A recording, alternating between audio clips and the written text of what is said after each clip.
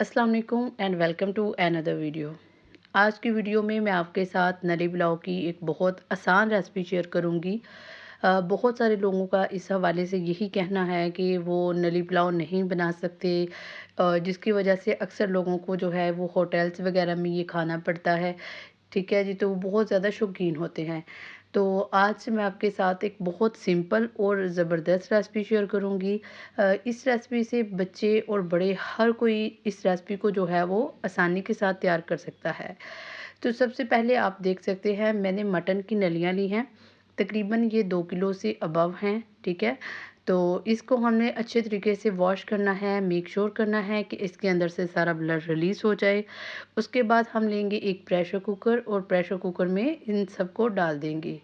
यहाँ पे मैं आपको एक बात बताती चलूँ कि नलियाँ जो है वो तकरीबन मैक्सिमम 1 घंटा जो है वो लेती हैं, ठीक है जी। तो उसके बाद हम डालेंगे प्याज, तकरीबन 3 छोटे अदद के प्याज जो थे वो मैंने इसमें ऐड किए हैं।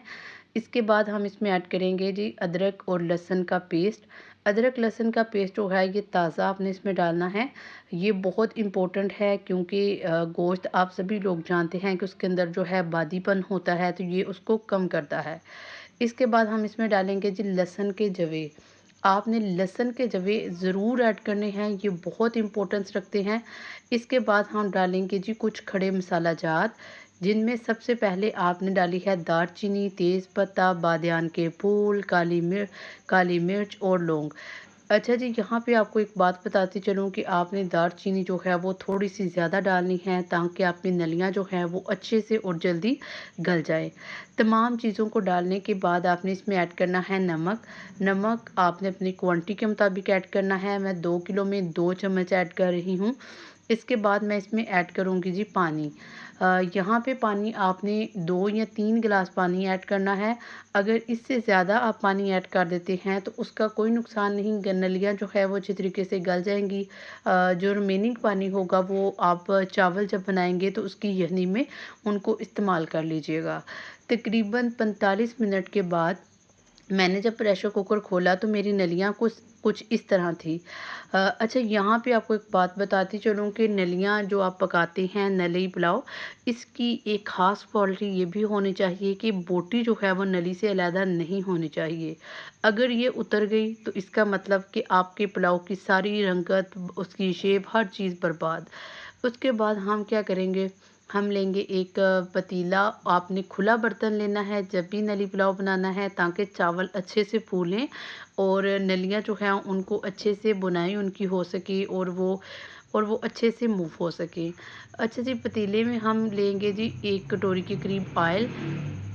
आप यहाँ पे कम ऑयल भी इस्तेमाल कर सकते हैं क्योंकि आप सभी लोग जानते हैं कि मटन में ऑलमोस्ट पहले भी ऑयल होता है।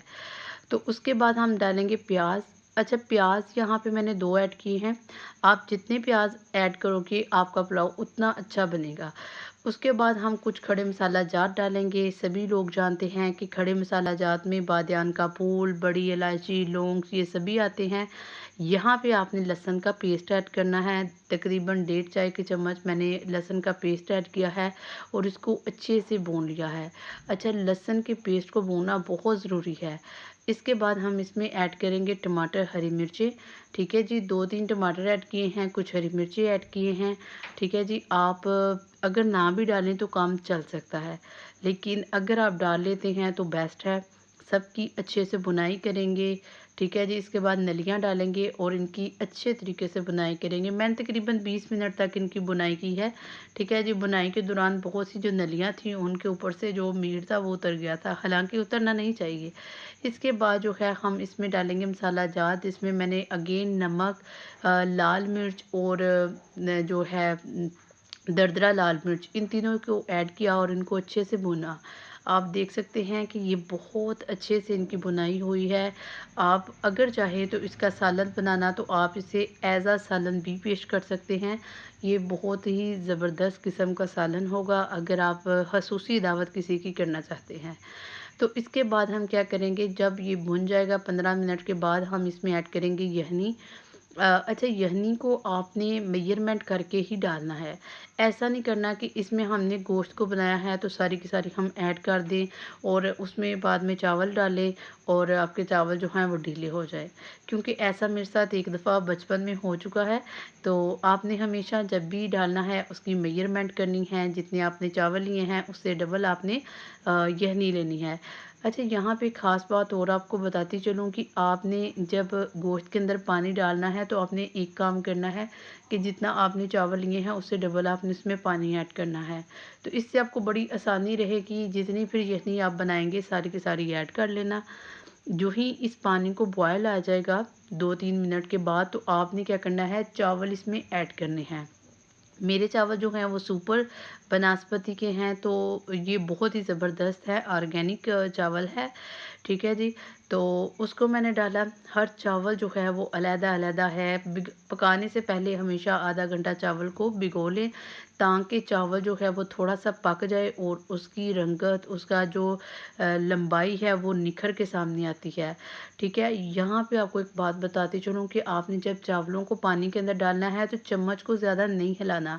जब आप चम्मच को बहुत ज़्यादा हिलाते हैं तो आपके चावल जो हैं वो टूट जाते हैं, ठीक है, खाने में अच्छे नहीं लगते। तो इसके बाद हम क्या करेंगे, 2 मिनट तक वेट करेंगे, तेज़ चूल्हा रख के आपने पकाने हैं, ठीक है जी। और उसके बाद हम दम पे लगाएँगे। 5 मिनट का मैंने इसे दम लगाया था, ठीक है। अल्हम्दुलिल्लाह, अल्हम्दुलिल्लाह, पुलाव बहुत ज़बरदस्त रेडी हुआ है। आप यकीन जानिए कि ये पुलाव खाने के बाद आपके फ्रेंड्स, आपके रिलेटिव्स, आपका हस्बैंड, आपकी मदर, आपके जितने भी आपके रिश्ते हैं वो सभी के सभी आपसे बहुत खुश होंगे कि आपने इतना ज़बरदस्त लाजवाब पुलाव उन्हें घर में बना के दिया है।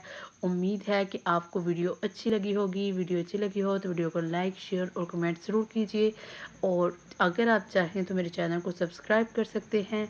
मिलते हैं किसी नेक्स्ट वीडियो में, तब तक अल्लाह हाफ़िज़।